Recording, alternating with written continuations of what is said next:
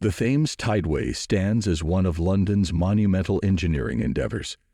Beneath the city, workers are excavating a novel sewage tunnel, an enterprise that unveils not just new underground passages, but also hidden relics of history.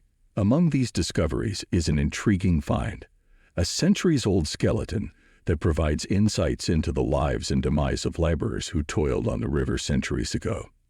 This remarkable 500-year-old skeleton emerged from the depths of the Thames.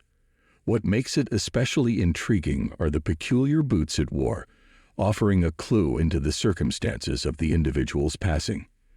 In a field near the Gloucestershire town of Cirencester, a stone marks what's often deemed the origin of one of the UK's vital rivers. From its Cotswold Hills birthplace, the Thames meanders through London, an integral part of its history, until it converges with the Thames estuary and flows into the North Sea.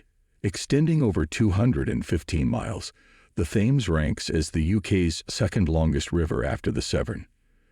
The river's early course is serene, flowing through low-lying fields, but as it encounters the estuarine waters upon entering London, it undergoes a transformation.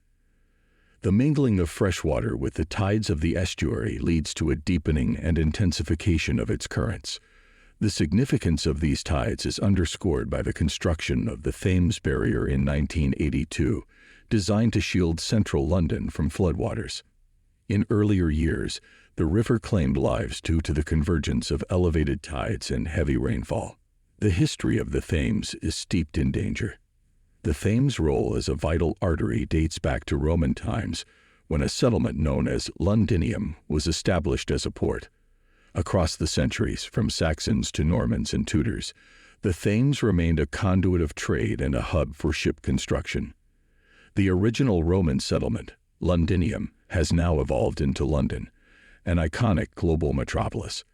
The Thames intertwines with London's history. Its prominence as a capital is rooted in its significance as a port. Before the prominence of railways, the river itself served as a primary thoroughfare. Boats carried people and commodities, not solely between its banks, but along its length. For a considerable period, London was united by a sole bridge. By 1858, London's population had burgeoned to over 2.5 million, and the river bore the brunt of waste disposal, from food remnants to chamber pot contents, and even animal and human remains. The Thames held a myriad of discarded items, earning it the moniker, the Great Stink. Sadly, the river also served as a primary source of drinking water for many, precipitating the swift spread of diseases such as cholera and typhoid due to the prevailing unsanitary conditions. The stench permeated the House of Commons so acutely that for members of Parliament, the ambience became unbearable. The Thames embodies London's multifaceted history, from its origins as a bustling Roman port to its modern role as a vital infrastructure in an ever-evolving cityscape. When the suspension of Parliament prompted Benjamin Disraeli, the future Prime Minister, to address the MPs, he eloquently conveyed the deteriorated state of the Thames. A once noble river, celebrated for remarkable feats of commerce and poetic beauty, had transformed into a repugnant pool, emanating unfathomable and unbearable horrors. In just 18 days, a bill was meticulously debated and swiftly passed to remedy this crisis. The legislation granted funding to the Metropolitan Board of Works, thus bestowing them with authority to initiate an unprecedented engineering endeavor, one unmatched in its magnitude throughout the century. The helm of this monumental project was assumed by Joseph Bazalgette, the visionary behind London's inaugural sewer system. However, the river's troubles persisted, as by the 1950s, much of the Thames wildlife teetered on the brink of endangerment or had already succumbed.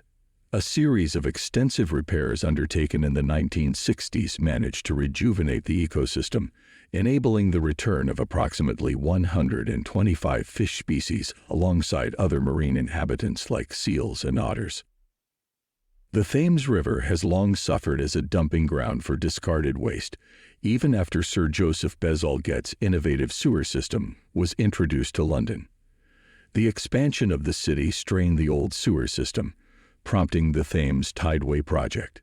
This ambitious initiative involves constructing a massive underground sewer beneath the Thames, aimed at addressing the escalating waste crisis. Set to span 24 construction sites across London's east and west, the tunnel is expected to be completed by 2024, covering nearly 16 miles to remove millions of tons of waste that otherwise threatens the river's cleanliness. Beyond waste removal, the Thames Tideway project holds a broader vision for London's enhancement.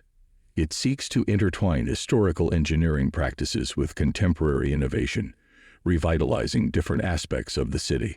Through art, education, and support for both river wildlife and communities along its banks, the project aims to harmonize the past and present. While the project is modern, its creators draw inspiration from London's history. To mitigate road congestion and pollution, they've embraced river transport, harkening back to past practices. One contributor is monumental Headland Infrastructure, specializing in urban archaeology. Their involvement started with the project's environmental assessment, identifying key archaeological sites for mitigation. Subsequently, in 2016, monumental undertook the mitigation work, documenting historical structures and conducting archaeological digs to uncover the river's layered history. In one instance, during excavation at the Tideway Chambers Wharf site, an extraordinary discovery was made: an ancient skeleton with knee-high boots. The boots indicated a 15th or 16th century origin, uncommon for footwear of the era. They suggested a connection to water-related activities, possibly maritime or fishing. Such footwear's practicality and durable construction further supported this theory.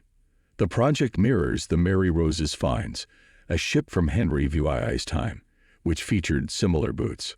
These discoveries underscore the prevalence of knee-high boots in water-related occupations. The skeleton's circumstances hint at a challenging life, with deformities and injuries suggestive of physical struggles.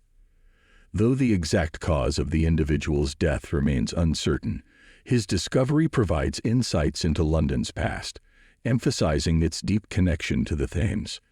As the Thames Tideway project progresses, unveiling more historical gems, London's intricate narrative gains depth, affirming the significance of its waterways throughout history.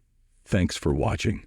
Never forget to like, comment, and share the video, and remember to subscribe to the channel and press the bell icon for regular updates.